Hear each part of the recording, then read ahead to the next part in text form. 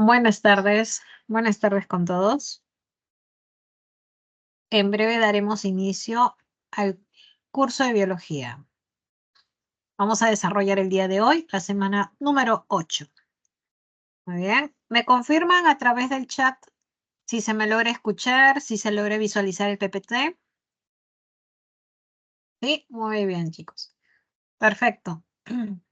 Gracias, gracias.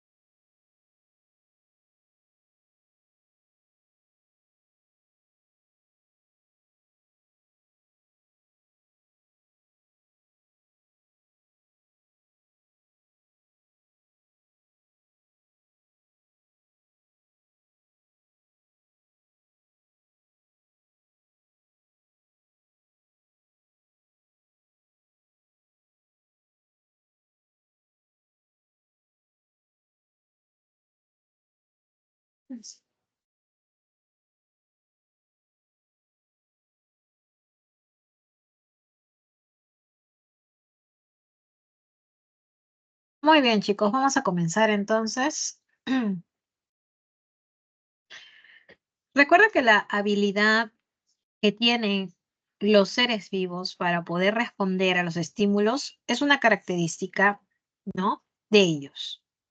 Por ejemplo, en animales pluricelulares, la coordinación entre las diferentes partes de nuestro cuerpo se efectúa por medio de tanto señales nerviosas como hormonales. Por otro lado, las plantas, recuerda que no solamente necesitan agua, o nutrientes, o luz, o dióxido de carbono. También ellas van a necesitar hormonas para lograr un crecimiento armónico, ¿no? Claro, en pequeñas cantidades que se van a desplazar a través de sus fluidos de manera que regulen su crecimiento, entre otros. Pero recuerda, en las plantas no hay sistema nervioso. De modo que la coordinación entre sus células, tejidos u órganos solo puede realizarse por esta vía química, o sea, a través de las hormonas. Es así que las hormonas van a ser compuestos químicos reguladoras de procesos tanto metabólicos como fisiológicos. Y en ambos casos, tanto en vegetales como en animales, actúa en pequeñas cantidades. Por un lado, las hormonas vegetales, o conocidas como fitohormonas, son hormonas que le van a regular el crecimiento, el desarrollo y el metabolismo a las plantas. A diferencia de las hormonas animales, las hormonas vegetales no son específicas. Esto es, que actúan sobre muchos órganos y ejercen múltiples acciones. Las hormonas animales, por otro lado, van a ser ya producidas por estructuras especializadas llamadas glándulas endocrinas y van a ser específicas de células llamadas las células blanco o células diana. Muy bien. En ambos casos, como te digo, actúan en pequeñas cantidades y van a regular procesos importantes del desarrollo de estos seres vivos. Comenzaremos con este primer grupo de hormonas, las hormonas vegetales. Muy bien, hacemos captura para pasar a la siguiente diapositiva.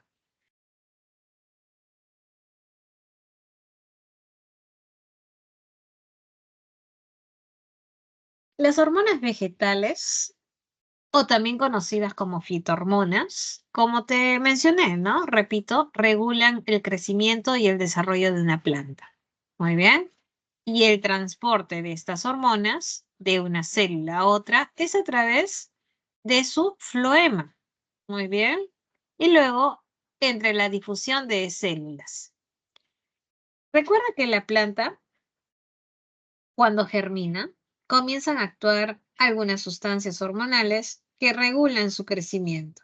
Es así que las fitohormonas, llamadas gibberelinas, son las que gobiernan varios aspectos de la germinación. Y ya cuando la planta surge a la superficie, se producen hormonas llamadas auxinas, las que aceleran el crecimiento vertical. Y más tarde comienzan a aparecer las citocininas, encargadas de la multiplicación de las células y también encargadas de la ramificación de la planta. Si te das cuenta, todas estas hormonas actúan de manera armónica, en concierto. Por lo siguiente, es importante que haya un balance hormonal para que se logre una respuesta eh, específica, ¿no? Se conocen varias clases de fitohormonas, como te has dado cuenta, hay un grupo que estimulan o promueven el crecimiento y el desarrollo, llamadas a continuación auxinas, giberelinas y citocininas. Por otro lado, hay otras hormonas que se encargan de inhibir, ya que si solo existiesen hormonas estimulantes, ¿no crees que habría un crecimiento ilimitado de una planta? Pero tú sabes que en la vida real no es así. Por eso que existen hormonas inhibidoras, que son a continuación el ácido abscísico y el etileno.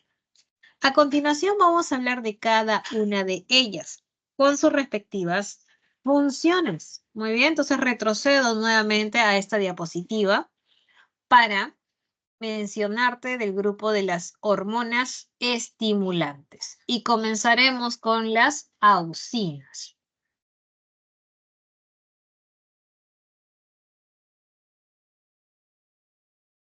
Las auxinas son un grupo de sustancias cuyo representante más común es el ácido indolacético. Muy bien.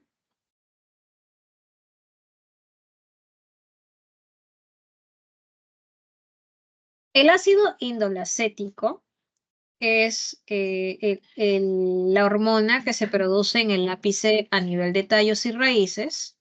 Muy bien. Por lo tanto, pues está involucrado con el meristemo apical. Muy bien. Entre las funciones, por lo tanto, estaría pues relacionada con el crecimiento de la célula, actuando a nivel de pared. También estimula la formación de sus raíces adventicias y laterales. Diferenciación también de los tejidos conductores. Sabes que los tejidos conductores son el xilema y el floema. Muy bien. Y produce la respuesta fototrópica y geotrópica. ¿A qué nos referimos con respuesta geotrópica y fototrópica? Recuerda que, por un lado, la respuesta fototrópica es aquella respuesta que se da en dirección, ¿no? O mejor dicho, es una respuesta de la planta para que su crecimiento sea en dirección a la luz del sol. En cambio, la respuesta geotrópica es aquella justamente relacionada al crecimiento dirigido, o mejor dicho, al crecimiento en dirección hacia el suelo, o sea, aquel crecimiento que le permite justamente enraizarse en el suelo, ¿no? Entonces, esas son las respuestas que se producen gracias a la estimulación por parte de las auxinas. Hago hincapié que los meristemos involucrados en su síntesis son los meristemos que se encuentran en los ápices, también llamado meristemo apical o meristemo primario. Muy bien.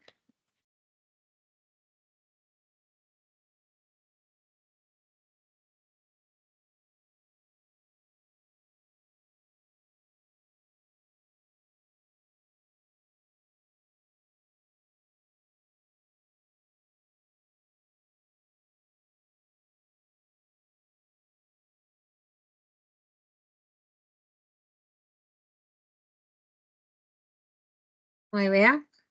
Listo. Entonces, recuerda que con respecto a las auxinas, como está involucrado justamente el crecimiento, hay que añadir que las auxinas son responsables de la división o estimulan la división celular. o también conocido como mitosis.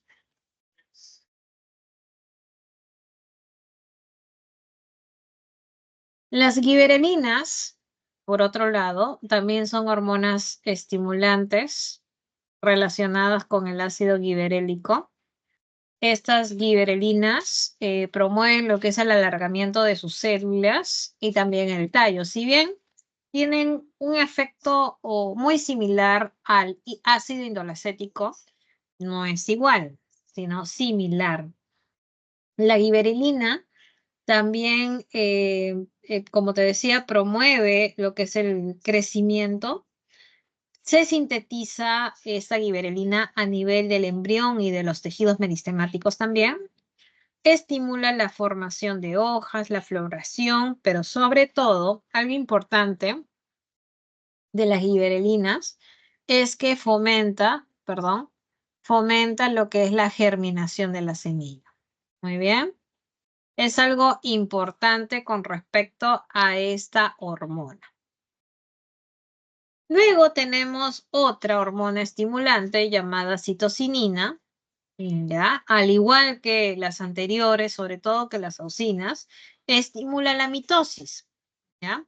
Estimula la división celular, pero recuerda que esta división celular se da justamente para formar un meristemo llamado el meristemo lateral secundario o también conocido como cambium. Hay que precisar eso, ¿ya?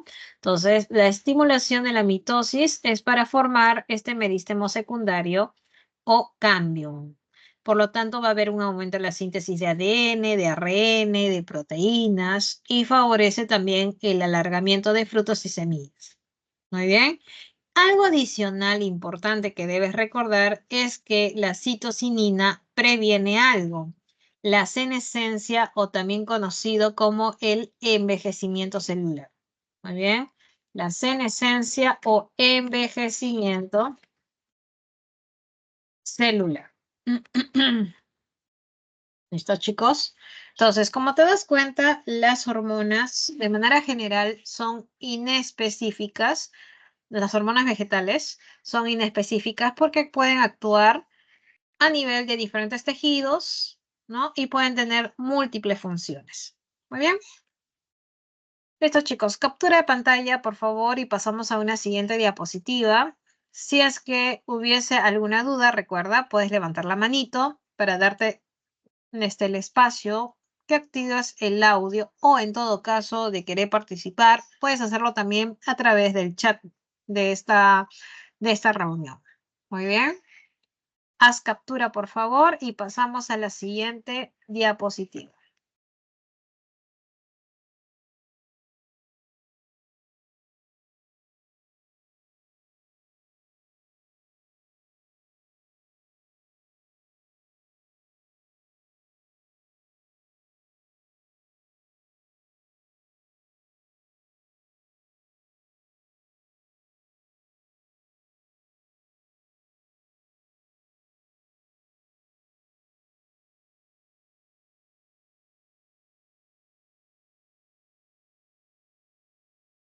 Como te había comentado hace un rato,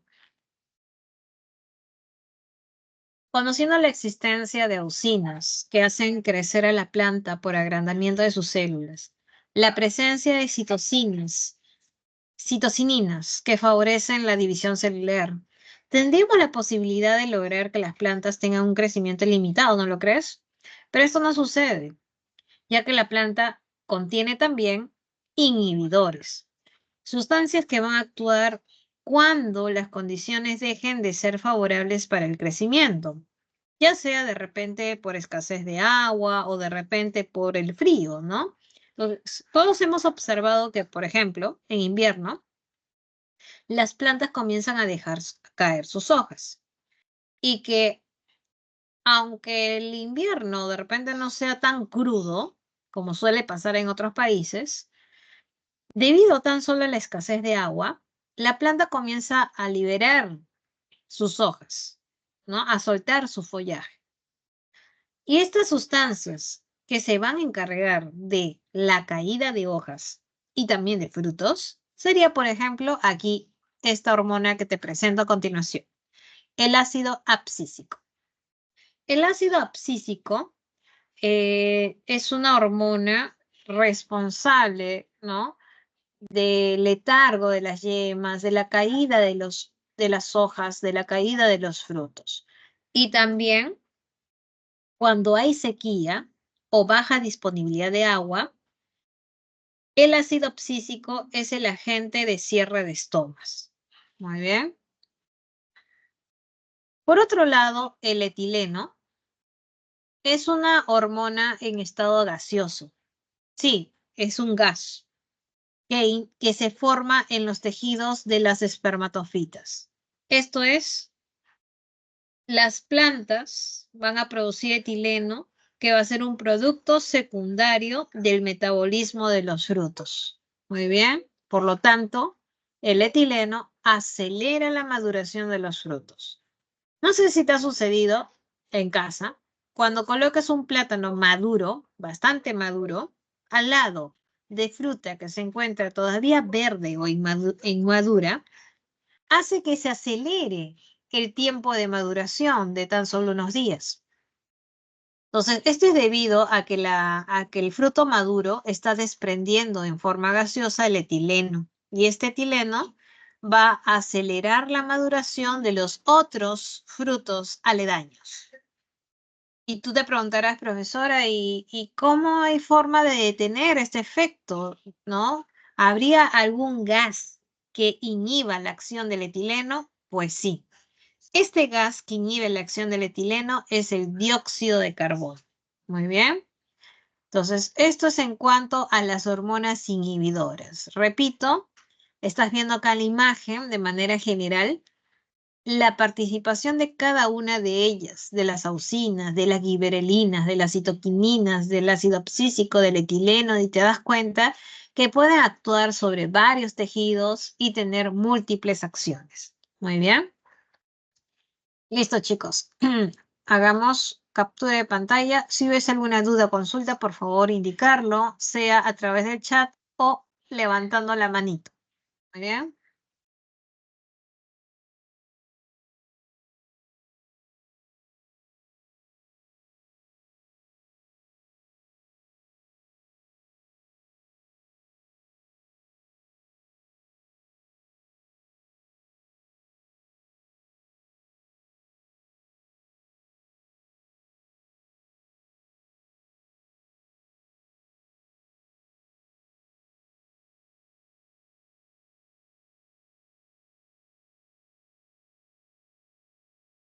En esta diapositiva se te muestra cómo accionan o participan cada una de estas hormonas vegetales en las diferentes etapas del desarrollo de una planta, ¿no? Como te das cuenta, en la primera es la germinación.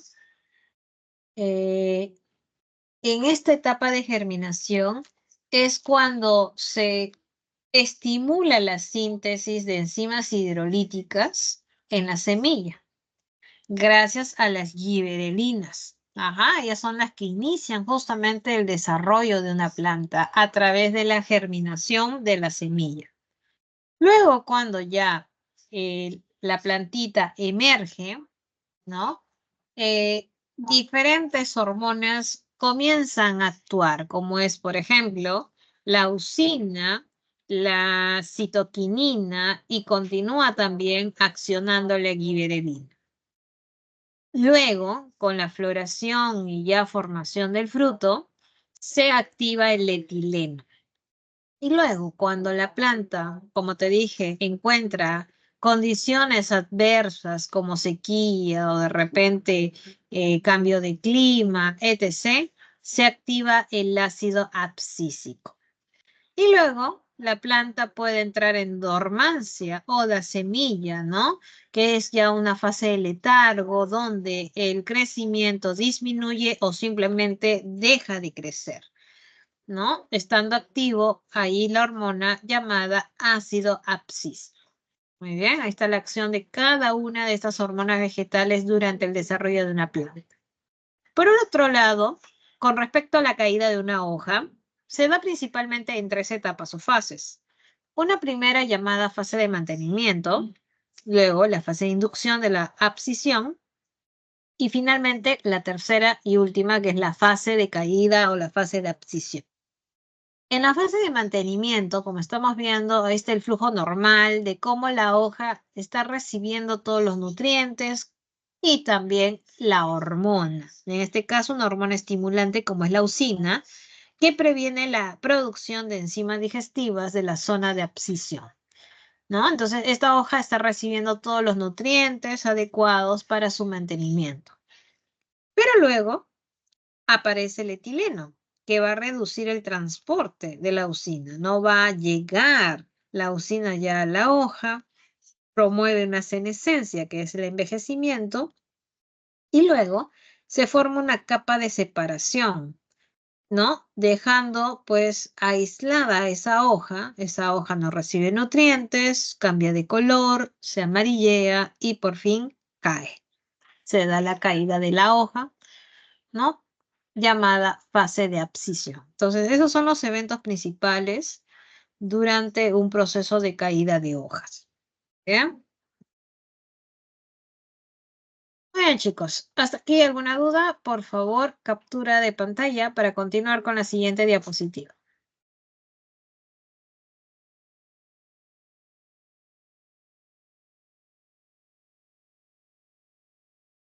Listo, chicos. Entonces, hasta la diapositiva anterior hemos hablado de las fitohormonas u hormonas vegetales. A continuación, vamos a hablar ya de la coordinación química en animales. Y para hablar de una coordinación química en animales, estaría a cargo de un sistema llamado el sistema endocrino. En este momento vamos a centrarnos de un buen ejemplo de animal, que es el ser humano. Este sistema endocrino se encarga de regular las funciones del organismo. Puede ser el crecimiento, metabolismo, la reproducción, la conducta, entre otros. El sistema endocrino y el sistema nervioso van a estar interactuando de manera dinámica, con la finalidad de mantener un equilibrio en el medio interno. Muy bien. Así tenemos, ¿no? Las hormonas, ¿no? Las hormonas que van a ser mensajeros producidos por glándulas endocrinas. ¿Bien? La voy a marcar por aquí. Estos mensajeros, a ver, perdón. Estos mensajeros que están por aquí, llamadas hormonas, van a ser producidas por glándulas. No cualquier glándula, sino las glándulas endocrinas. ¿Y qué característica tenía una glándula endocrina? Que carecía de ¿qué? De conducto excretor. Por lo tanto, el producto era directamente dirigido al torrente sanguíneo, ¿cierto? Ahora, recuerda que el centro de control del sistema endocrino se ubica en una estructura del sistema nervioso llamado hipotálamo, el cual controla el balance de agua, el sueño, la temperatura, apetito, pero aparte tiene funciones neuroendocrinas, la de regular a una glándula. Esta glándula es la glándula maestra, llamada la hipófisis o pituitaria. Muy bien. Esta hipófisis o pituitaria, ¿no? Es la glándula maestra. ¿Y por qué se le llama maestra a esta glándula bastante pequeñita que la estamos viendo por aquí? Esta glándula va a regular el funcionamiento de las otras glándulas, que puede ser la tiroides, también puede regular a la glándula adrenal, entre otras. Entonces va a estar regulando a la demás. ¿Listo? Por eso que se le dice glándula maestra. Y el hipotálamo este hipotálamo se va a encargar a su vez de regularla. Muy bien, el hipotálamo va a regular a la pituitaria. Muy bien. Por eso decimos que el hipotálamo, al ser una estructura del sistema nervioso, va a actuar como puente entre sistema nervioso y sistema endocrino, ¿no? Este hipotálamo que se ubica justamente en la parte superior de la pituitaria. ¿Listo?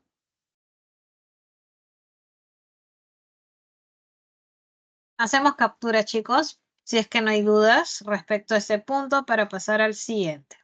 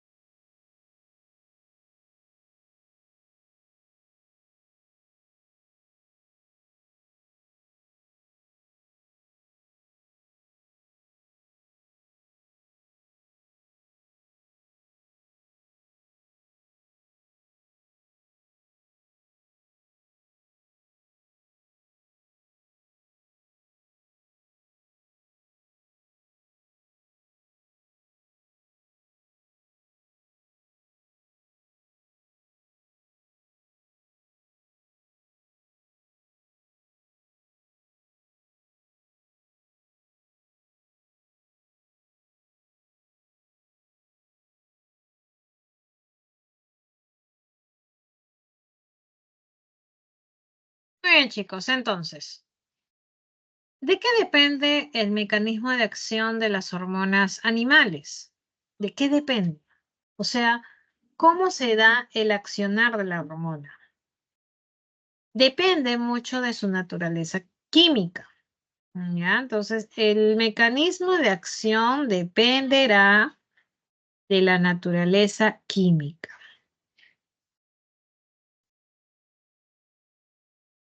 Vamos a poner acá. Depende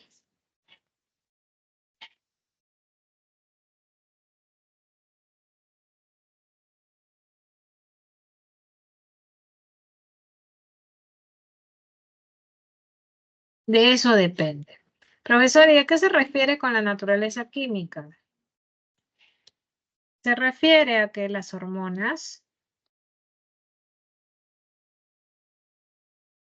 pueden ser o aminas, o pueden ser oligopéptidos, o pueden ser proteínas. Muy bien. O por otro lado, las hormonas pueden ser esteroides. Esteroides que son, recordarás, son lípidos. Muy bien. Entonces, su acción depende de su naturaleza. Quiere decir que si una hormona es de naturaleza amina, oligopéptido, proteína, ¿no? Esta hormona encontrará un receptor ubicado en la membrana plasmática. Bien. En cambio, si la hormona es de naturaleza lipídica o esteroidea, su receptor lo encontraría todavía dentro de la célula. Muy bien. En el primer caso, esta interacción hormona-receptor, ¿no? Desencadena internamente la activación de señales. Señales que se van a activar, ¿no?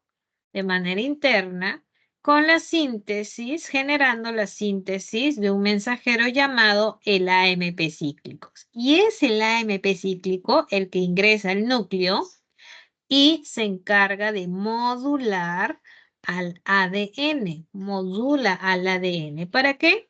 Para que el resultado sea la síntesis de proteínas. Eso es lo que se busca, la síntesis de proteínas con la activación o expresión de genes en el ADN. Muy bien.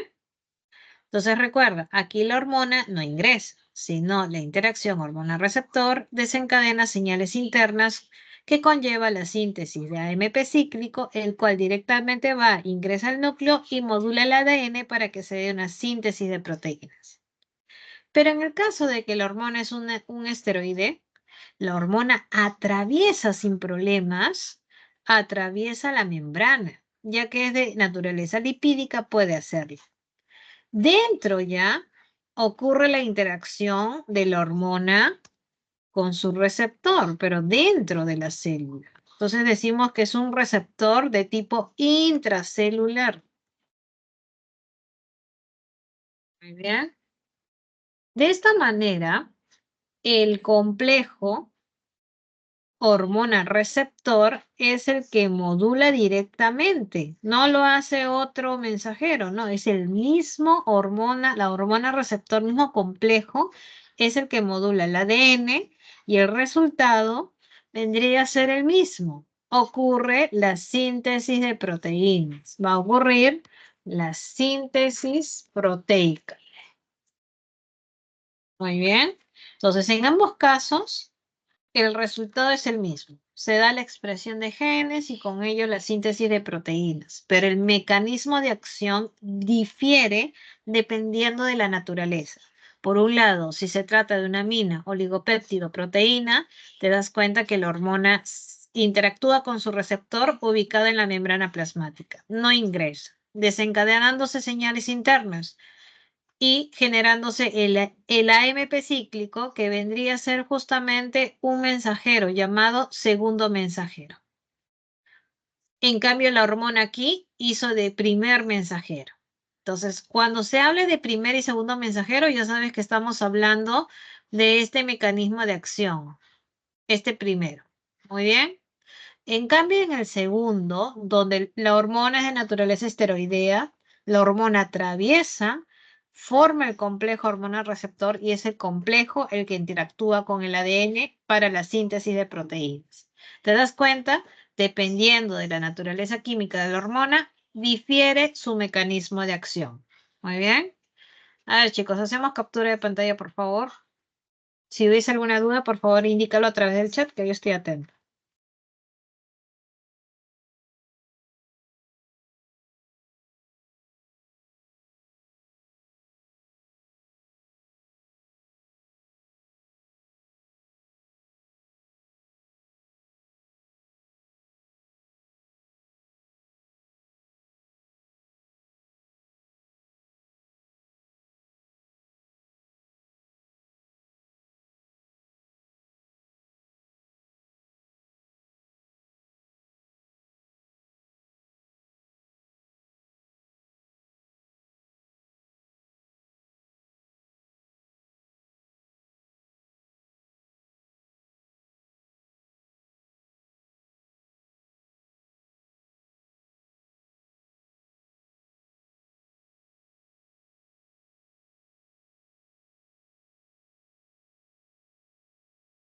Muy bien, entonces, una vez conocido su modo de acción de cada una de las hormonas dependiendo de su naturaleza química, a continuación vamos a hablar de algunos ejemplos.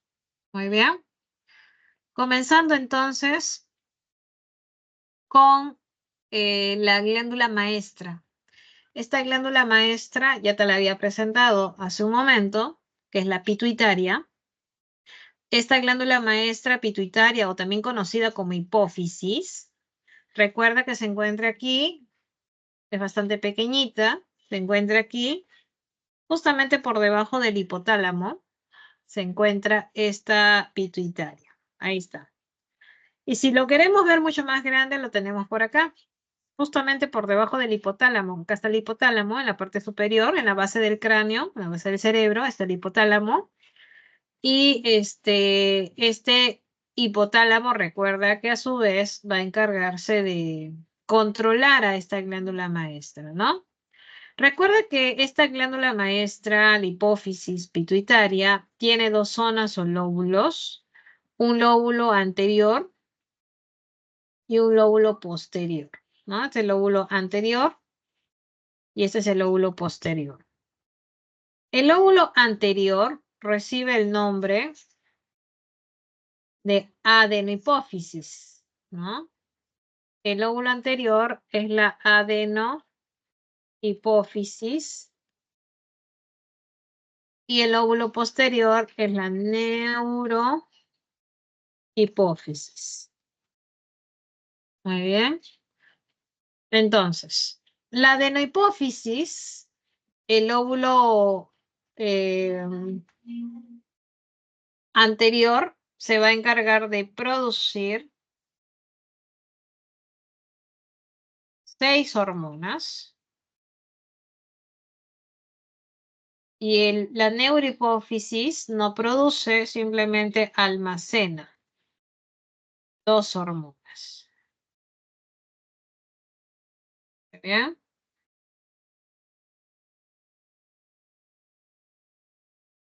Vamos a mencionar a continuación cada una de ellas con su respectiva función.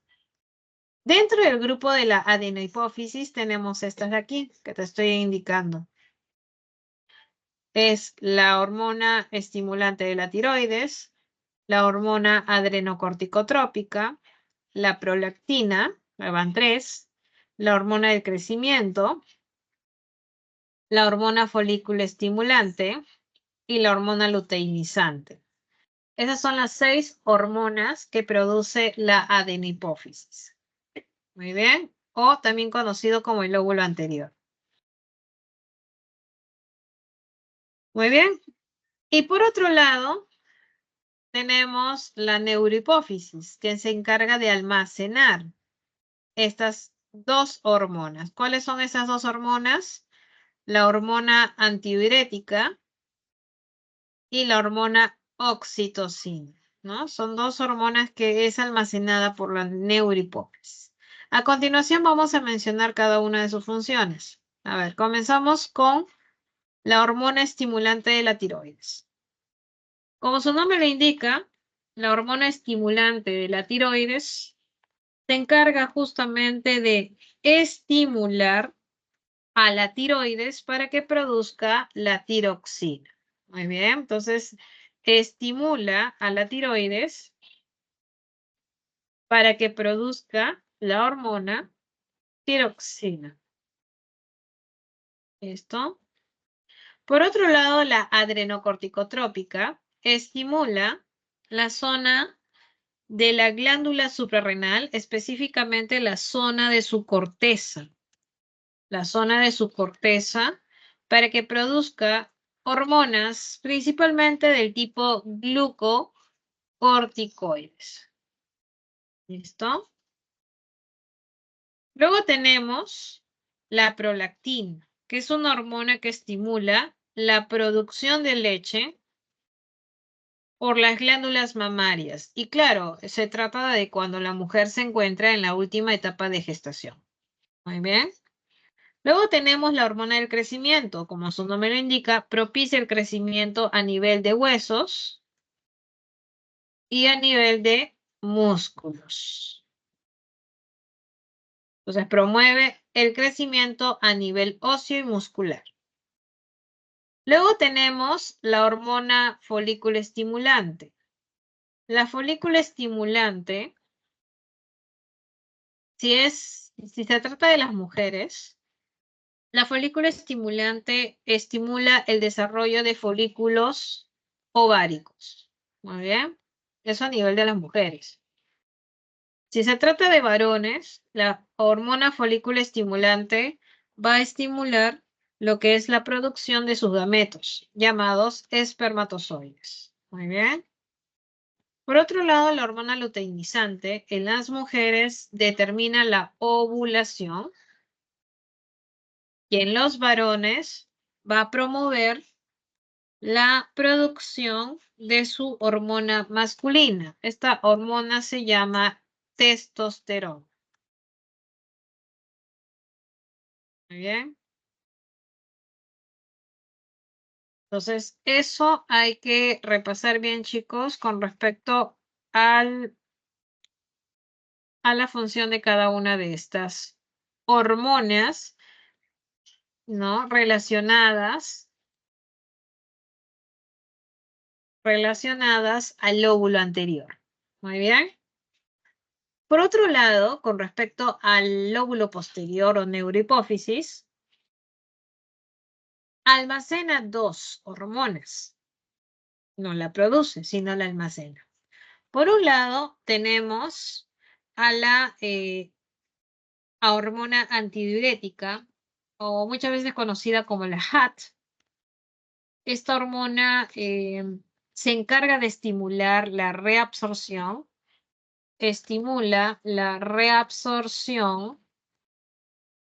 de agua a nivel ¿de dónde? A nivel de los túbulos contorneados, del túbulo contorneado distal. Muy bien. A través del túbulo contorneado distal y también a través del túbulo colector. Esto lo revisamos, ¿se acuerdan? En el tema de la fisiología urinaria, ¿no? Con la producción de orina, ¿te acuerdas? Luego, recuerda que si en caso de repente tú ingieres muy poca agua o pierdas agua por sudor, la presión osmótica se incrementa. Y esto lo detecta los osmorreceptores de nuestro hipotálamo, los cuales a través de impulsos nerviosos estimulan la liberación de esta hormona antidiurética gracias a la glándula hipófisis, ¿no?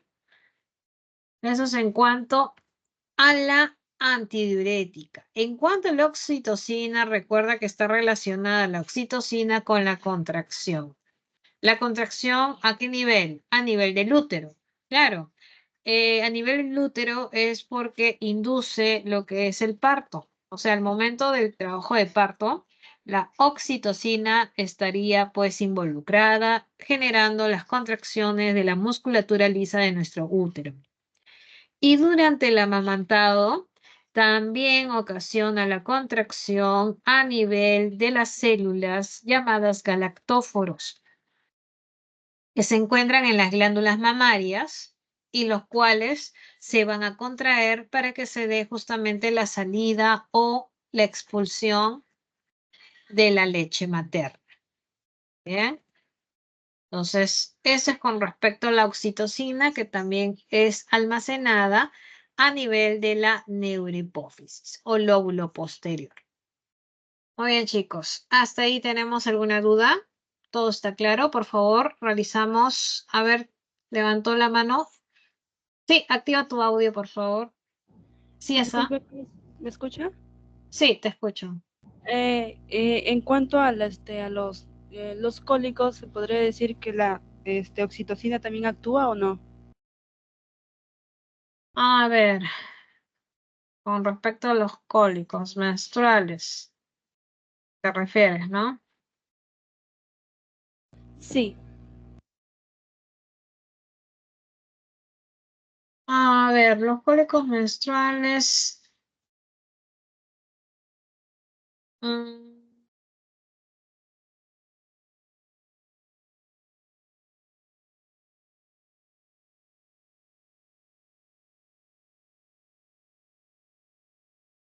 lo que pasa que,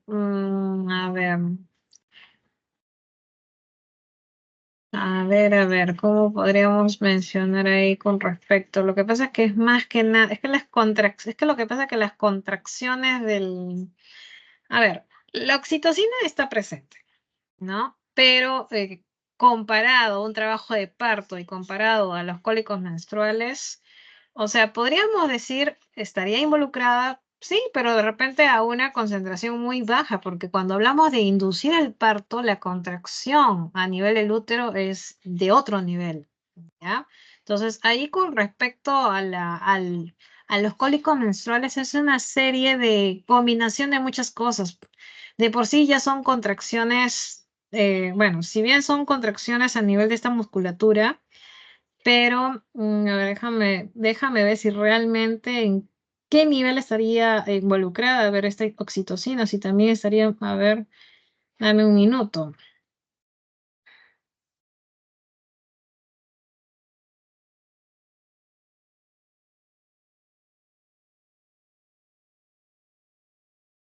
Mm, sí.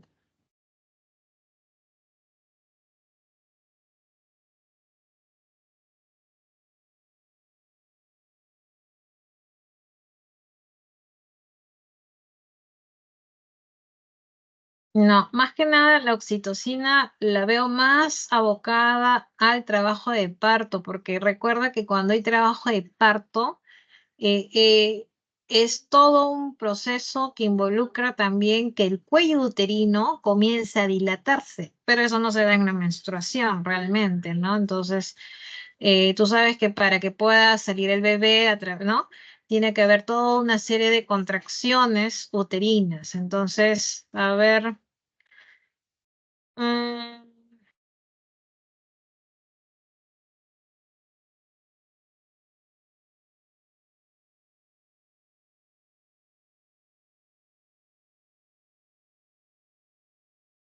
Mira, imagínate que también podemos, mira, por acá lo que he visto también, que inclusive la oxitocina, yo me imagino que aquí depende mucho del nivel de oxitocina que se sea liberada, ¿no? Si son niveles bastante bajos, sería pues, se vería reflejado, ¿no? En contracciones menores. Por ejemplo, he visto que la oxitocina, por ejemplo, también está involucrada, ¿no? Durante, por ejemplo, el orgasmo femenino, cuando ayuda a transportar, dice, el esperma hacia el óvulo, dándose contracciones uterinas que son generadas por la oxitocina. Entonces, si estamos viendo desde ese punto de vista, pues favorece, claro, a ligeros niveles, daría lugar pues a que se dé contracciones a nivel de las paredes del útero, ¿no? Por ejemplo, en el hombre, que también podemos encontrar oxitocina, también provocaría en ellos, por ejemplo, contracciones a nivel de la próstata y también a nivel de las vesículas seminales. ¿Ya? Entonces, eh, eso, de esa manera podríamos responder a esa duda que se te generó, ¿no? Con respecto a la menstruación o los cólicos menstruales, ¿no? Pero sí te comento que cuando hablamos de oxitocina, cuando llega a su máximo nivel, o se puede decir, cuando son liberados en concentraciones adecuadas, pues están netamente enfocadas a lo que es la contracción del útero durante el parto, donde ahí sí hay un cambio bastante drástico, ¿no? Para que pueda darse la salida del bebé. Muy bien. Listo, chicos. Entonces, nos vamos a la siguiente diapositiva. Y a continuación vamos a hablar de otros ejemplos de glándulas endocrinas. Ya hemos hablado previamente de la glándula maestra, que es la hipófisis o pituitaria. A continuación vamos a hablar de otros ejemplos, como es a continuación la glándula pineal o cuerpo pineal, o también conocida como epífisis. Esta epífisis produce la melatonina o cuya actividad estaría modulada por la luz. La melatonina regula ciclos reproductores estacionales, ¿no? Conocido como los ritmos circadianos. La vigilia regula también nuestro sueño, permite la adaptación a las estaciones, previene enfermedades cardíacas, degenerativas, estimula nuestro sistema inmune y, claro, nos protege de los efectos negativos del estrés. Como te das cuenta, y lo decía el texto por aquí, esta hormona estaría pues inducida o modulada por la luz. Quiere decir que si hay ausencia de luz, esto es básicamente en la noche, aumenta su producción. Pero ante la presencia de luz, que es en el día, se detiene la producción, ¿no? Y esto se ve reflejado acá justamente en este gráfico. Te dice que en horas de la noche ya la producción aumenta porque en ausencia de luz aumenta y se detiene justamente durante el día.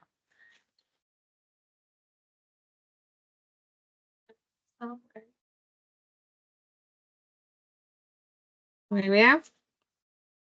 A ver, chicos, ¿alguna duda hasta aquí? Hacemos captura de pantalla, por favor.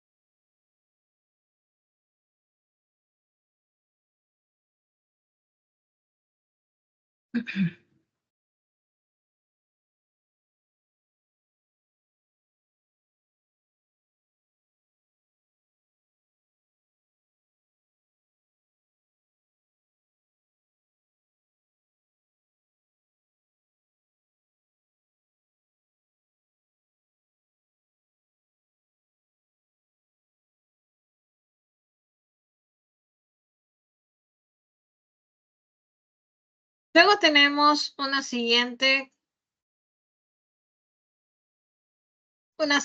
glándula, que es la tiroides, la famosa tiroides, que produce tanto tiroxina como también produce una hormona llamada calcitonina. La tiroxina estimula el crecimiento en mamíferos jóvenes, ¿no? Pero también la tiroxina es importante porque controla la velocidad del metabolismo. Muy bien.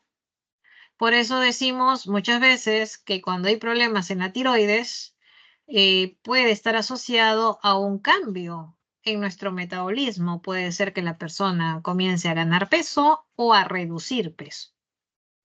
Es así que cuando se refiere a la tiroxina, ¿no? Cuando hay una aumento en su actividad de la tiroides, se ve reflejado, ¿no? En una condición llamada hipertiroidismo. Y las personas que tienen hipertiroidismo o aumentan la actividad de la tiroides, presenta frecuentemente nerviosismo, hiperactividad, irritabilidad y aumento en el metabolismo. Significa que estas personas son bastante delgadas. Su frecuencia cardíaca se acelera, como también la respiratoria. Y generalmente se ve acompañada con una característica de ojos sobresalientes llamada exoftalmia.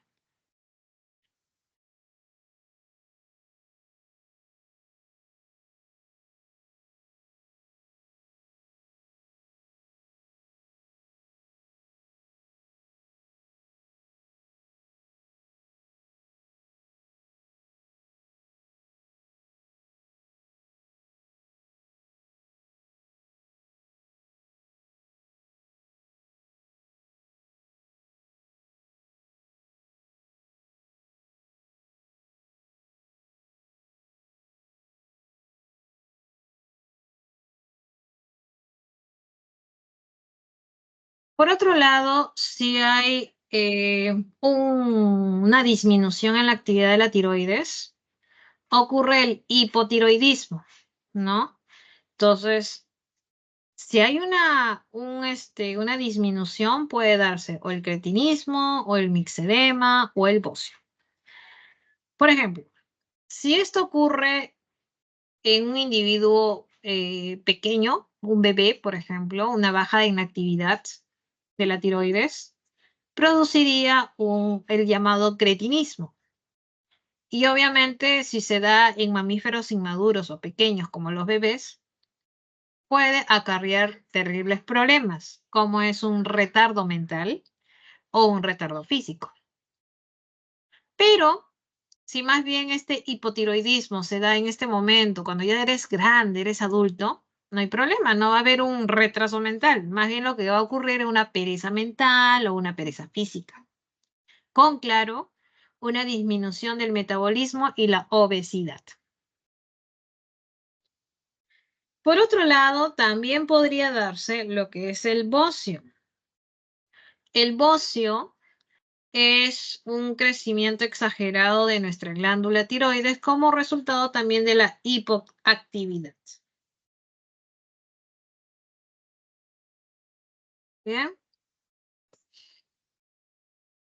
Ahora, la tiroides también produce calcitonina. Esta calcitonina es importante porque, como lo estamos viendo en la imagen, la calcitonina disminuye la concentración de calcio, ¿no?, en la sangre. Y tú dirás, profesora, ¿dónde manda todo ese calcio? Lo manda a su reserva en el hueso. Por lo tanto, para mantener un nivel de calcio bajo en sangre y lo manda a los huesos, rápidamente se inhibe la reabsorción de calcio a nivel del riñón. Se inhibe la reabsorción de calcio a nivel de los intestinos. Muy bien, eso hace la calcitonina. Profesora, entonces si la calcitonina reduce el nivel de calcio en sangre, ¿quién aumentaría o anivelaría la concentración de calcio en la sangre? Sería otra hormona llamada la paratormona, la cual es sintetizada por la paratiroides, que lo encontramos justamente aquí, ¿no? Son 4 grupos celulares incluidos en la parte posterior de nuestra tiroides. Esta paratormona, como te das cuenta, tiene un efecto antagónico. Quiere decir que realizan funciones contrarias. Mientras que la calcitonina reduce los niveles de calcio, lo que hace la paratormona es aumentar o nivelar el nivel de calcio en la sangre. Y para hacer esa tarea o llegar a ese objetivo, tiene que ir a los huesos, ¿no? Liberar calcio de los huesos, aumentar la tasa de reabsorción a nivel de riñones, aumentar la tasa de reabsorción a nivel de intestinos, para llevar todo ese calcio a la sangre.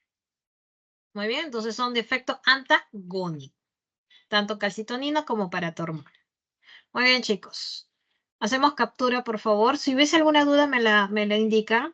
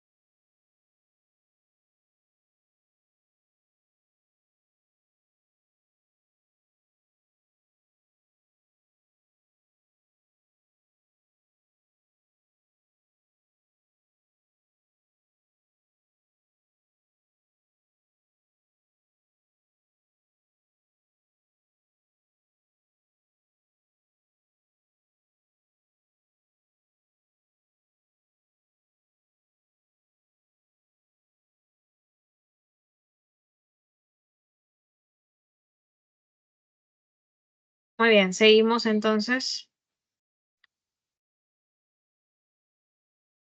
El timo es otra glándula importante.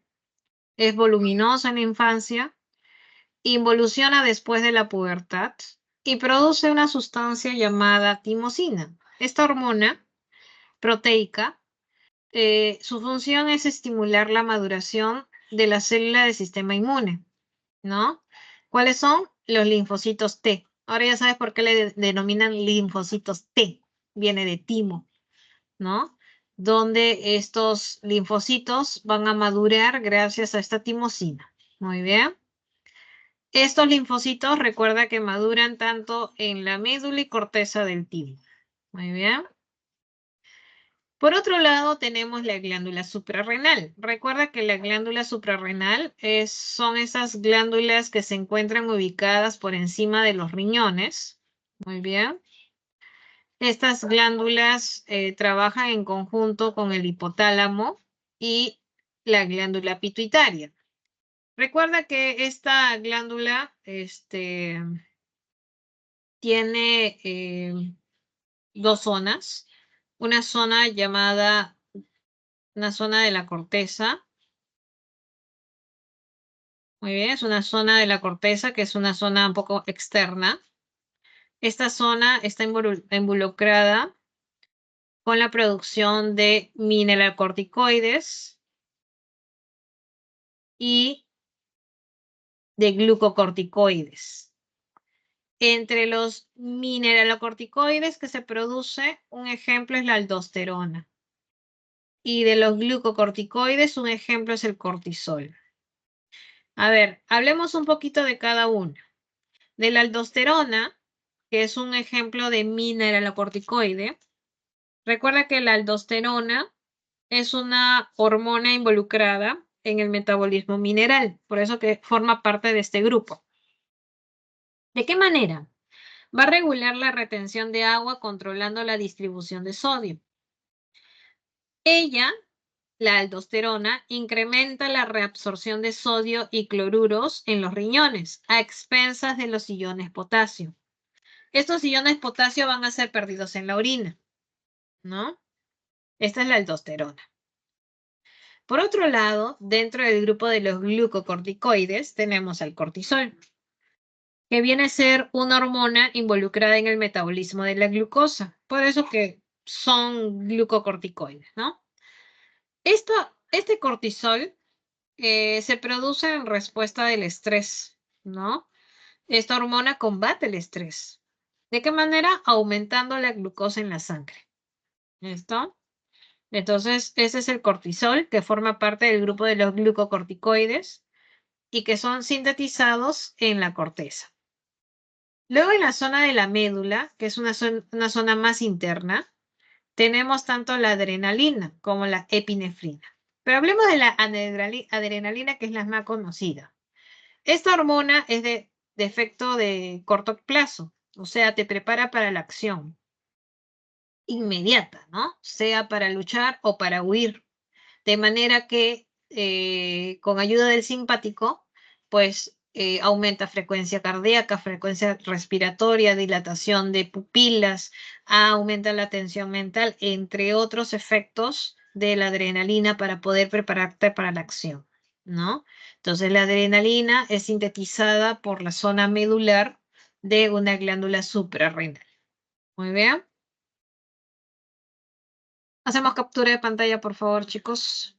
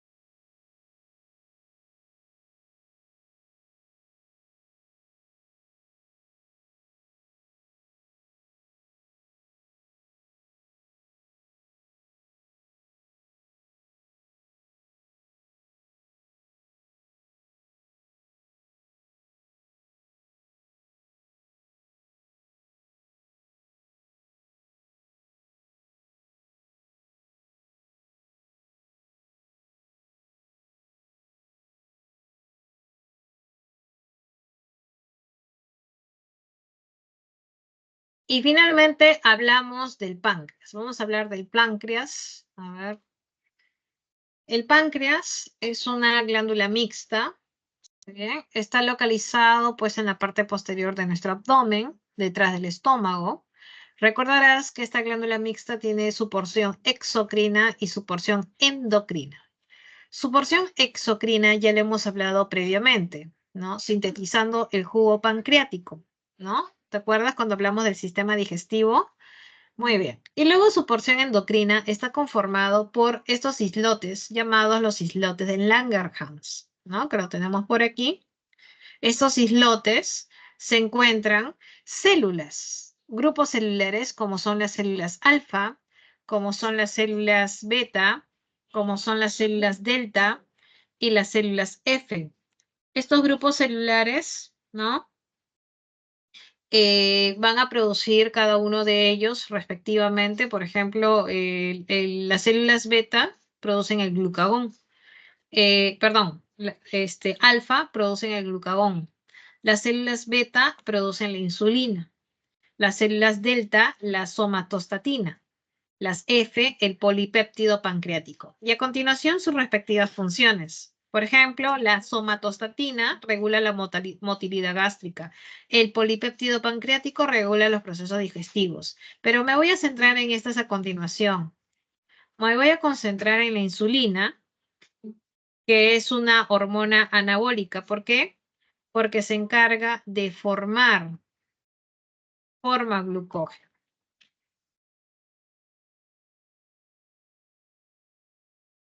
Forma glucógeno, mientras que el glucagón degrada el glucógeno.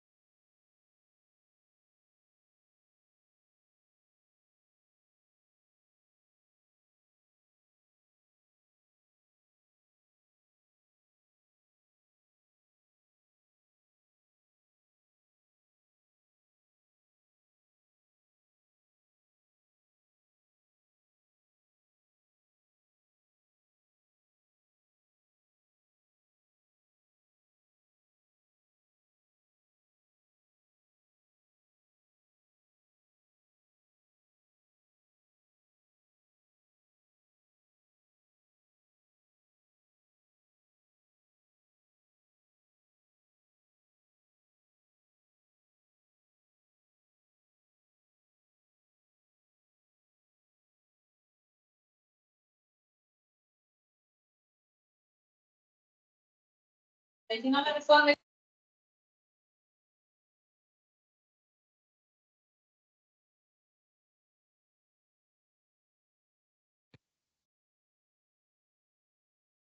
Entonces decimos que tanto la insulina como el glucagón, como te había comentado, tanto el glucagón degrada el glucógeno, la insulina forma glucógeno, entonces quiere decir que su acción es antagónica, mientras que la insulina forma glucógeno, es anabólica y como va a formar glucógeno, toma todas las reservas, o mejor dicho, utiliza todas las unidades de glucosa en la sangre para formar esta reserva que es el glucógeno. El glucagón hace lo contrario, va a la fuente, a la reserva, ¿no? Y degrada el glucógeno para liberar unidades de glucosa a la sangre, por eso que es hiperglucemiante. Muy bien, son antagónicas. Ahora, ¿y todo esto cómo se relaciona con la diabetes? Bueno, hay que recordar un poco con respecto al páncreas, ¿no? El páncreas es una glándula mixta cuyos islotes de Langerhans, sus células beta principalmente, van a producir esta hormona insulina. Recuerda que la insulina es una hormona proteica que va a tener justamente su receptor, ¿no? Este receptor está en la membrana y cuando interacciona la hormona receptor, muy bien, van a desencadenar unas señales internas, lo cual hace que se forme un canal o se active el canal que ingresa o que permite el ingreso de glucosa. Muy bien. Entonces, como repito, la activación o la unión de esta hormona con su receptor, esta hormona insulina con su receptor, desencadena señales que permitan el establecimiento de este canal de glucosa. Por lo tanto, la glucosa ingresa al interior de la célula. De la sangre ingresa al interior de la célula para que la célula pueda utilizarla, como ya bien sabemos, hemos revisado en la semana 5, ¿no? Eso es lo apropiado, lo normal. Muy bien. Pero, ¿qué pasaría si las células beta no producen insulina? Por lo tanto, no se produce esta hormona y la hormona no se une a su receptor. Por lo tanto, las señales internas que se vayan a desencadenar no se darían y por lo tanto este canal de glucosa no se establece. Por lo tanto, la glucosa no puede ingresar al interior de la célula. La glucosa, ¿dónde queda? En la sangre y aumenta los niveles de glucosa. Este tipo de diabetes recibe el nombre de diabetes tipo 1, ya que no produce insulina. La diabetes tipo 2 sí produce insulina, sí la produce, pero el problema está en el receptor. El receptor puede estar dañado, defectuoso o simplemente no se sintetizó el receptor. Por lo tanto, no se da la unión hormona-receptor, las señales internas no se desencadenan y por lo tanto no se establece el canal de glucosa. Mismo resultado, la glucosa no puede ingresar a la célula y la glucosa se mantiene en la sangre elevada. En ambos casos, la glucosa aumenta en sangre, pero el mecanismo es diferente. En el caso de tipo 1 no hay producción de insulina. En el tipo 2 sí hay insulina, pero el problema estaría en el receptor. Muy bien. Esos son los diferentes casos de diabetes, chicos.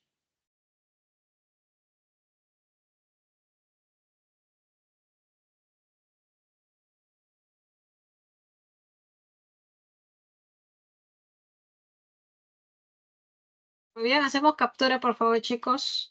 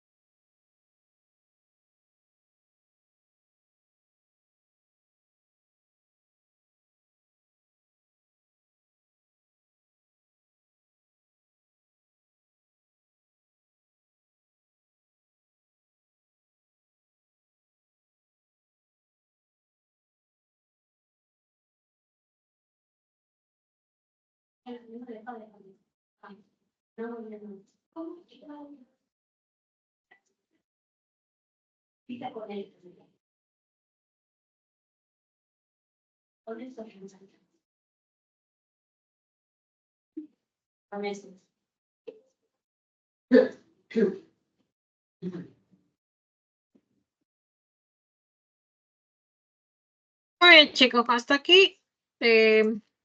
Acá en esta imagen se te presenta cómo es que el sistema endocrino está pues sincronizado, ¿no?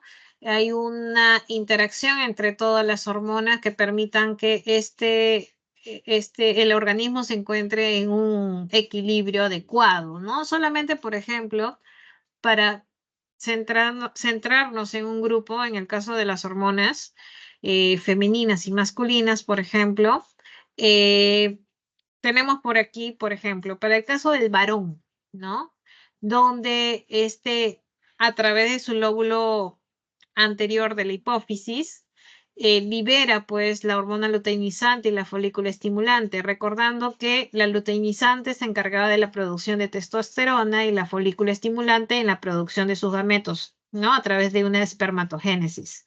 Pero cuando se da o se logra ese objetivo, tanto la producción de testosterona como de gametos, automáticamente se indica, ¿no?, al hipófisis parar la producción de estas hormonas a través de una inhibina, ¿no? De esta manera hay una regulación interna, ¿no? Tanto en la producción como en la inhibición de la producción de estas hormonas. Por el lado de las mujeres, algo similar sucede, ¿no? A través de este lóbulo anterior con la hormona luteinizante, ¿no? Se determina la ovulación. Y una vez que, recordando, ¿no? Que en los pasos del proceso del ciclo menstrual, bien sabemos que todo se inicia justamente con la menstruación, ¿no? Y luego de la menstruación ocurre justamente la maduración de los folículos ováricos, ¿no? Esto es con la folícula estimulante. Pero luego, cuando se maduran, comienzan a madurar estos folículos, se liberan estrógenos que continúan justamente con el ciclo menstrual. Y a la mitad del ciclo se da la ovulación o liberación del ovocito. Muy bien. Entonces, Esto de la misma manera cuando se da ya la producción de estrógenos, no se da la liberación de ovocito, marca justamente la pauta para que la adenohipófisis deje de seguir produciendo estas hormonas, ¿no? Entonces, de esta manera todo está regulado, permitiendo el equilibrio, ¿no? Tanto en el hombre como en la mujer, ¿no? Por eso cuando chicas, hay un problema a nivel de ciclo menstrual, hay un desequilibrio, ¿no? En las hormonas, es por eso que luego en las mujeres comienza a aparecer de repente el acné o de repente vellosidades en donde no debe aparecer, ¿no? Entonces, eso es debido a un desequilibrio hormonal, ¿no? Y se suele, ¿no? Para poder regularizar, tomar pastillitas anticonceptivas, ¿no? Para poder regular todo este ciclo en las mujeres. Muy bien. Finalmente, otro tema que se va a abordar el día de hoy corresponde al sistema inmunológico. Este sistema está conformado por una red compleja y vital, no solamente de células y órganos, muy bien, sino también estaría involucrado proteínas. Los órganos involucrados se denominan órganos linfoides. Y recuerda que nuestro sistema inmune es el encargado de elaborar la respuesta frente a un antígeno. La inmunología ¿no? Se ocupa del estudio, ¿no? Del reconocimiento entre lo propio frente a lo extraño. Es capaz de reconocer toda partícula extraña ajena a tu cuerpo. Muy bien, tiene esa capacidad sui generis, ¿no? De reconocer. Muy bien.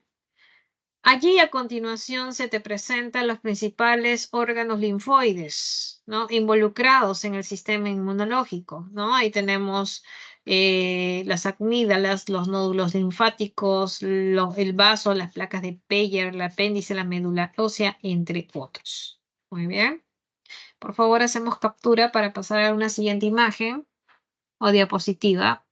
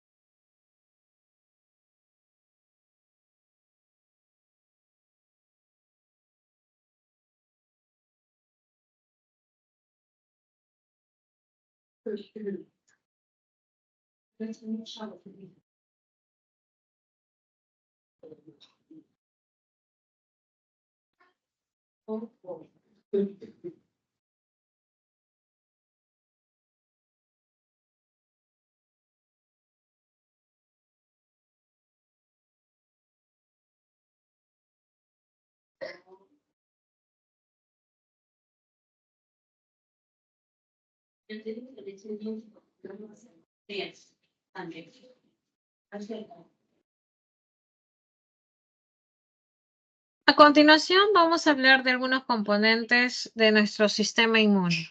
Tenemos tanto células como también proteínas, ¿no? Si hablamos de las células, por ejemplo, tenemos por un lado el grupo del linaje linfoide, del cual deriva pues el linfocito B, linfocito T, los linfocitos natural killer, por este lado. Por el otro lado tenemos el linaje mieloide, el cual genera el mioblasto, del cual a su vez surge diferentes glóbulos blancos como son los basófilos, los eosinófilos, los neutrófilos, los monocitos, ¿no?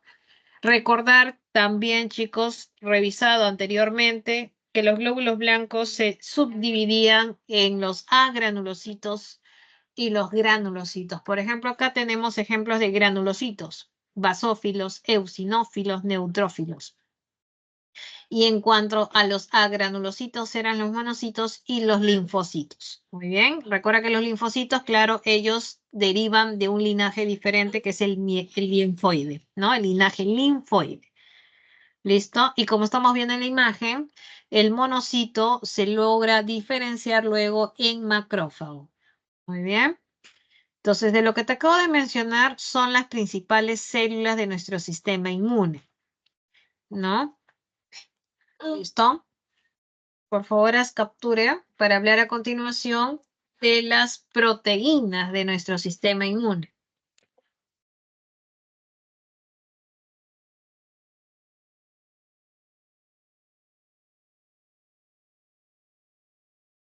En las proteínas, recuerda que estas proteínas se encuentran principalmente en nuestro plasma y vamos a mencionar a continuación algunos ejemplos, como son los anticuerpos, o también conocidas como inmunoglobulinas, que se combinan de manera específica con un tipo de antígeno, ¿no? Y contribuyen a su eliminación.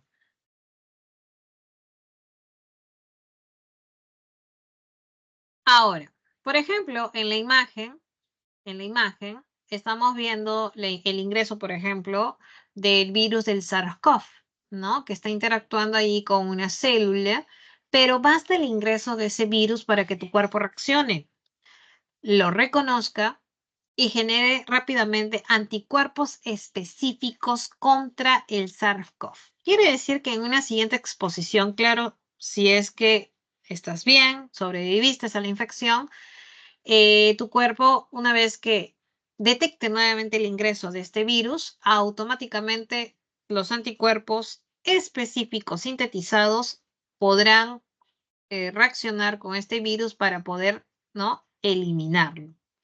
Ahora tú dirás, profesora, ¿qué pasaría si ingresa otra clase de virus? Si ingresa otra clase de virus, estos anticuerpos que han sido generados contra este SARS-CoV no tendrán efecto porque los anticuerpos son específicos con un tipo de antígeno. Muy bien. Las citoquinas, por otro lado, son también proteínas sintetizadas por células del sistema inmune, en este caso son compuestos solubles, responsables de gran parte de la regulación de la respuesta inmune. Por ejemplo, si son secretadas por linfocitos, van a recibir el nombre de linfoquinas. Si son secretadas por monocitos, van a ser denominadas monoquinas, ¿no? Algunas citoquinas sabemos que amplifican o incrementan una respuesta inmune. Hay otras que se encargan de suprimir una respuesta inmune. Las proteínas del complemento van a formar una familia de compuestos, ¿no? Que junto a las inmunoglobulinas o anticuerpos van a actuar de manera, pues, propicia para que la respuesta inmune se dé de una manera adecuada. Muy bien. Esas son las proteínas de nuestro sistema inmune. Anticuerpos, citoquinas y proteínas del complemento. Muy bien, chicos. Por favor, hacemos captura.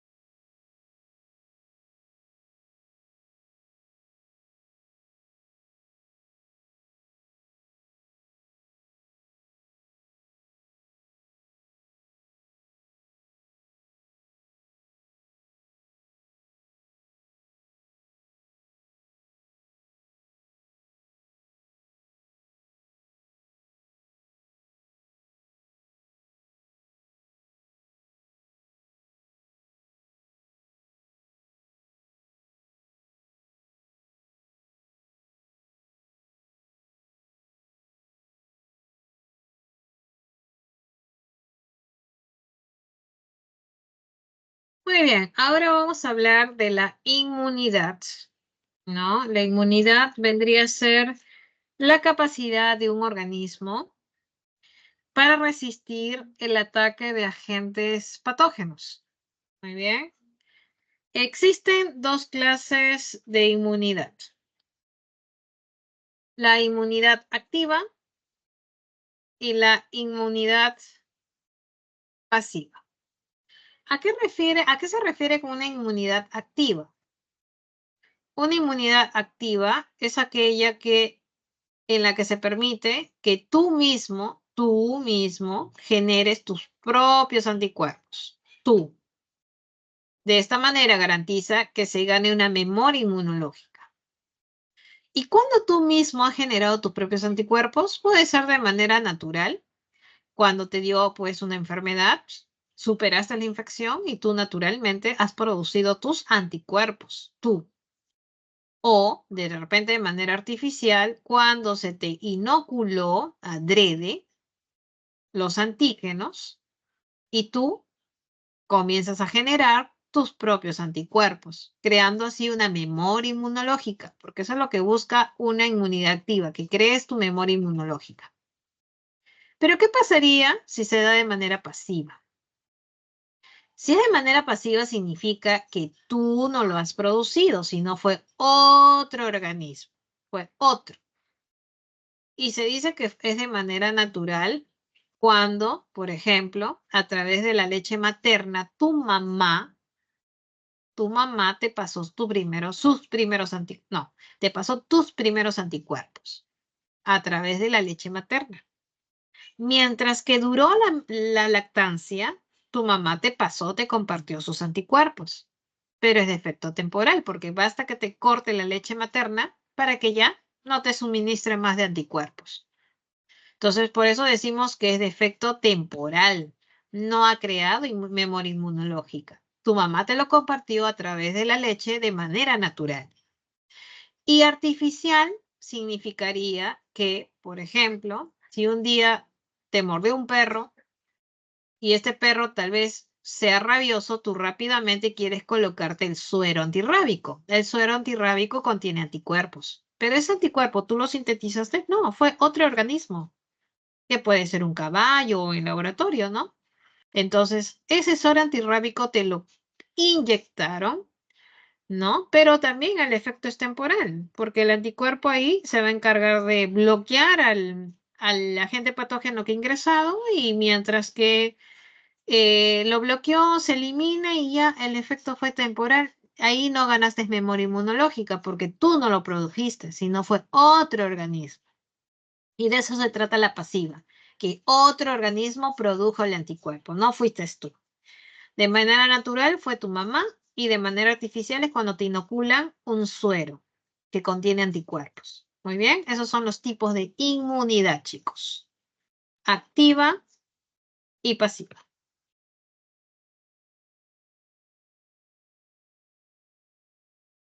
Muy bien. Con respecto a la inmunidad, este, la inmunidad tiene mecanismos de defensa, ¿no? Como es una inmunidad innata o natural y una inmunidad adquirida. En los mecanismos innato externos, podemos decir que cuando hay unas barreras físicas, puede ser por la presencia de una piel o una barrera química, que puede ser por la presencia de moco o lágrimas o saliva.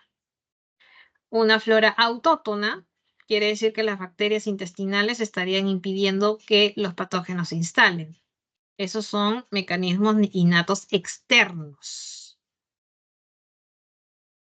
Cuando son mecanismos innatos internos, quiere decir que los patógenos han entrado y dentro ya se encargarán, por ejemplo, las natural killer de destruir las células extrañas o las células infectadas o tumorales.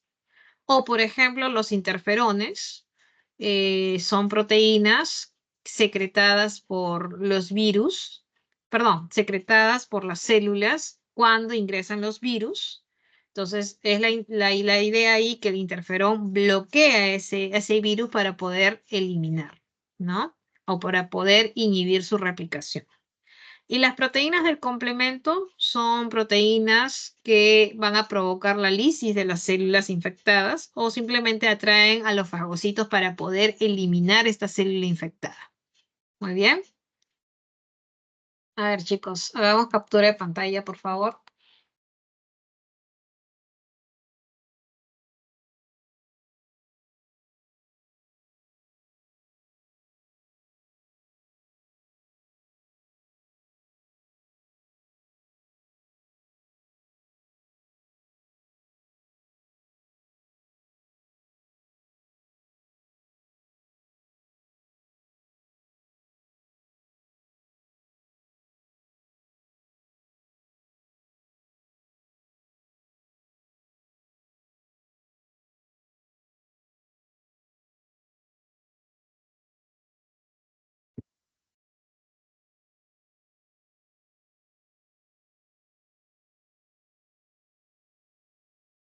continuación, les voy a presentar el material de esta semana, la separata, chicos.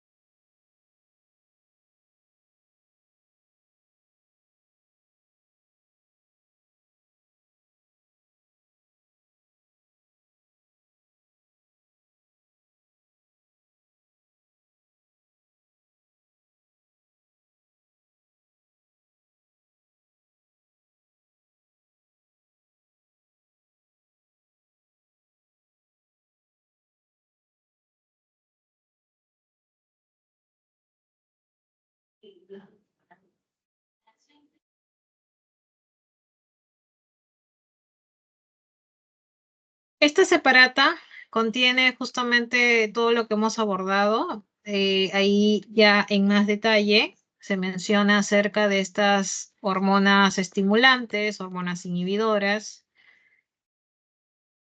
Acá tenemos justamente una imagen donde indica justamente la participación de cada una de estas en diferentes partes de la planta. Como te dije, las hormonas vegetales son inespecíficas, pueden actuar sobre varios tejidos y tienen varias funciones, ¿no?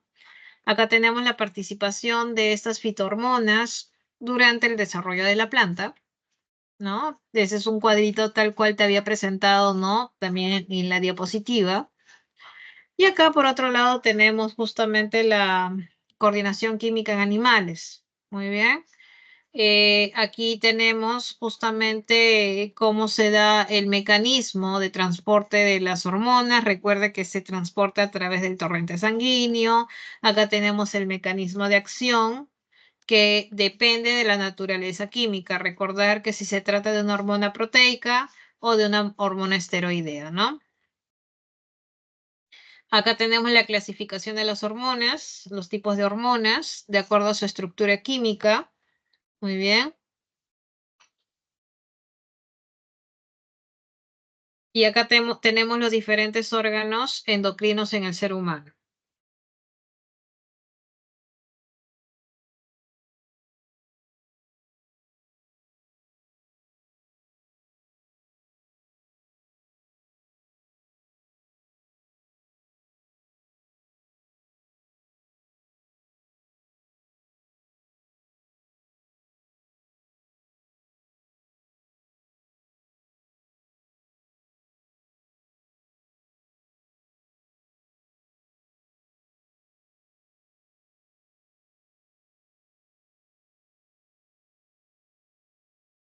Acá está la glándula maestra.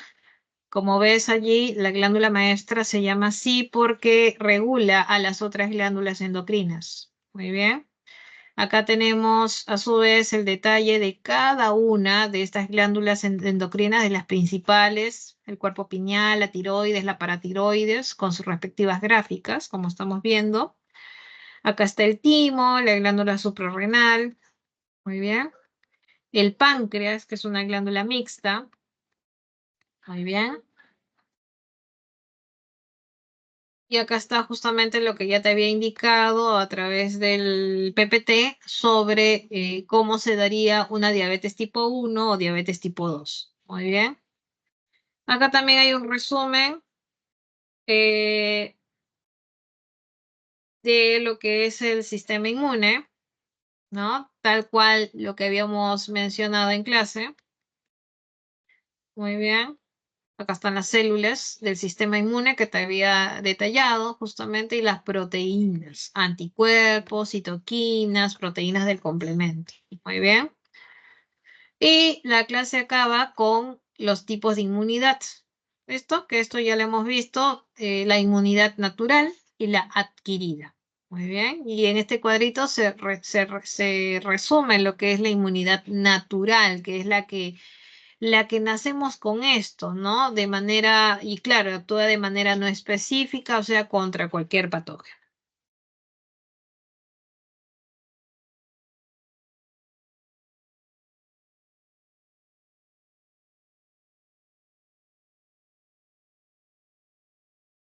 ¿Listo? Entonces vamos a desarrollar la separata.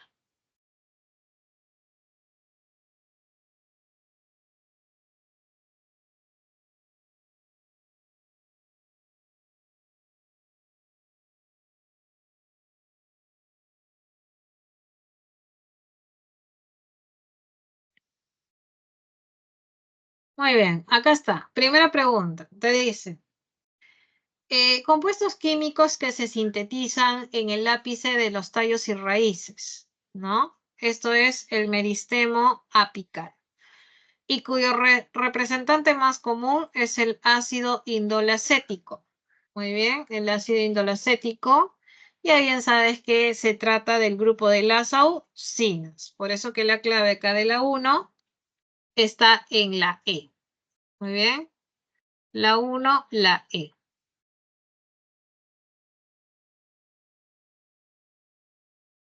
Siguiente pregunta.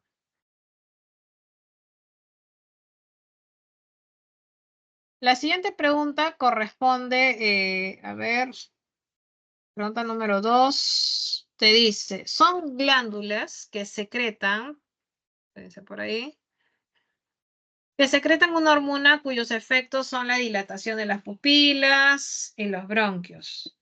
Muy bien. Eh, Incremento de la frecuencia cardíaca, aumento de la tensión mental, entre otros.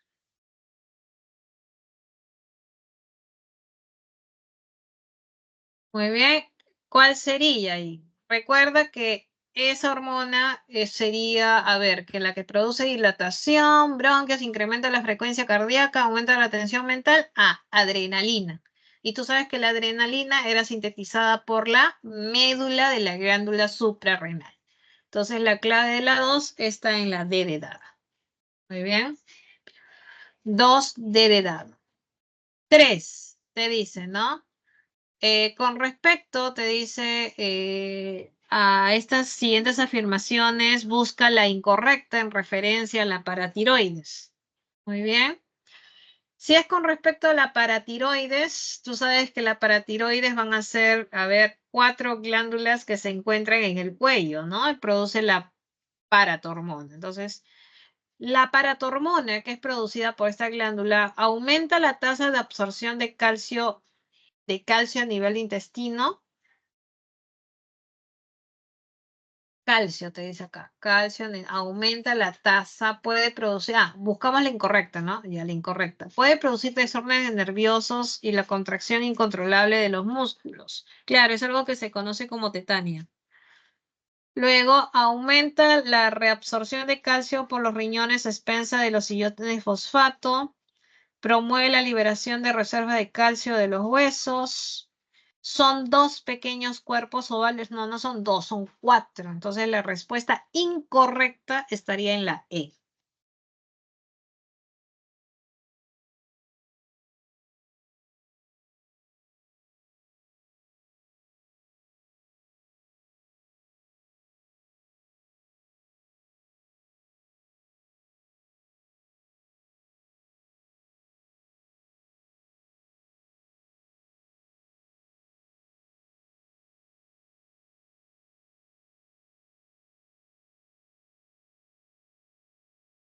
Siguiente pregunta, entonces.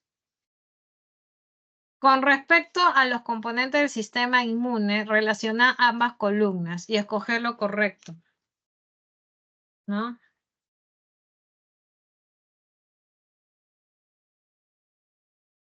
Linfocitos T, ¿con qué lo relacionas?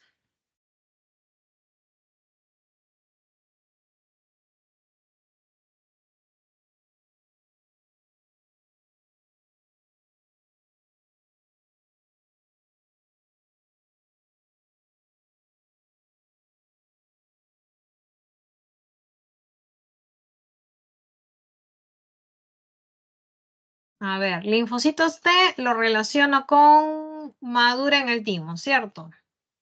Luego tenemos citoquinas. Lo relaciono con regular la respuesta inmune.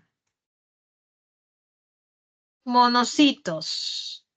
A ver, monocitos sería, puede transformarse en macrófagos, ajá. Granulocitos. Los granulocitos sería, tú sabes que los más abundantes se van a encargar de fagocitar los antígenos, entonces sería la A. 4A.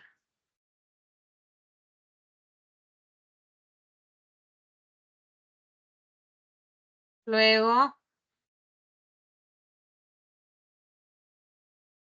la pregunta número 5 te dice, con respecto a la inmunidad, marque la alternativa correcta con base a los enunciados respectivos.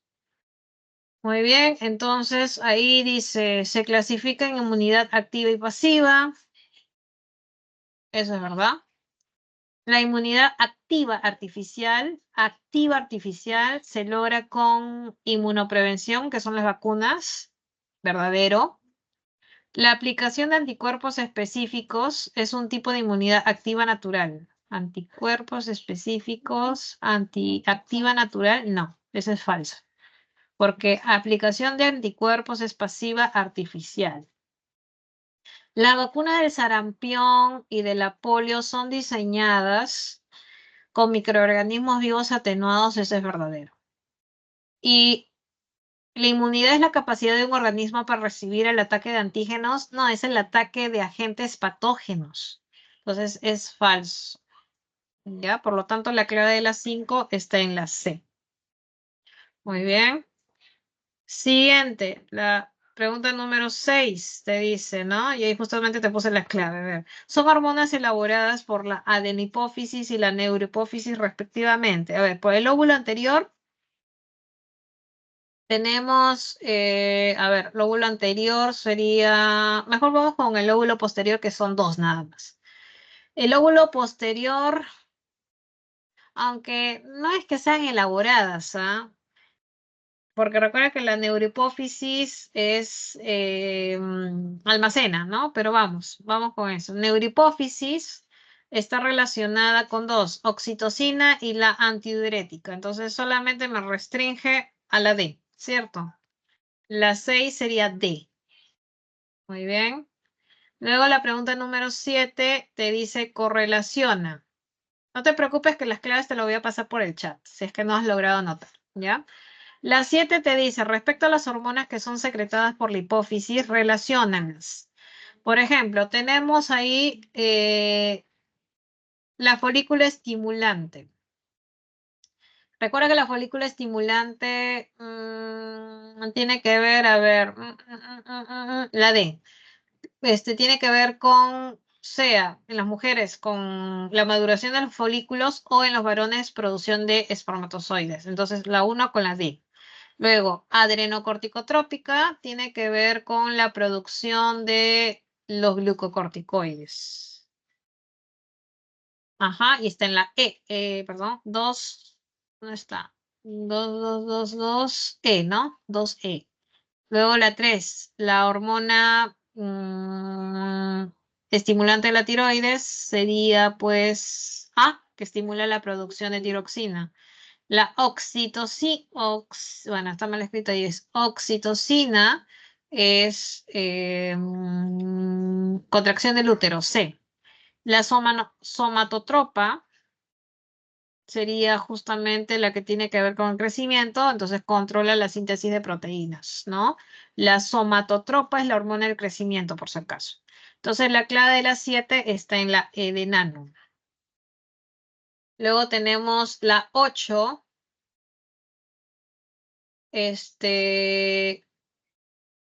la 8 te dice sobre las hormonas vegetales, hay que relacionarlas, a ver. El etileno está relacionada con acelera la senescencia, ¿sí? La citocinina tiene que ver con prevenir la senescencia. La giberelina tiene que ver, a ver, ¿con qué? Con estimular la floración. La usina tiene que ver con promueve la división celular y el ácido císico con la caída de hojas. Por lo tanto, la 8 es la B de bueno. Muy bien. Luego tenemos la 9. te dice justamente con respecto a la glándula tiroides, marque lo correcto. ¿El mixedema ocasiona retardo físico y mental? No, es el cretinismo.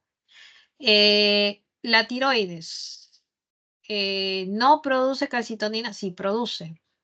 ¿El hipotiroidismo se presenta con nerviosismo? No, es el hipertiroidismo. Después te dice, el crecimiento exagerado de la glándula se llama cretinismo, no, se llama bocio. Por lo tanto, lo correcto es la D, producir hormonas que regulan el metabolismo. ¿Ya? Luego tenemos la 9 es la D. La 10 te dice sobre las hormonas producidas por las glándulas suprarrenales, relacionar ambas columnas y escoger lo correcto. Muy bien. Entonces, tenemos que, a ver, mineralocorticoides, lo relacionas con aldosterona. ¿Listo? Médula, lo relacionas con adrenalina. Corteza corresponde a la mayor parte de la glándula, el 80%. Los glucocorticoides lo relacionas con el cortisol. Por lo tanto, la clave de la 10 está en la A.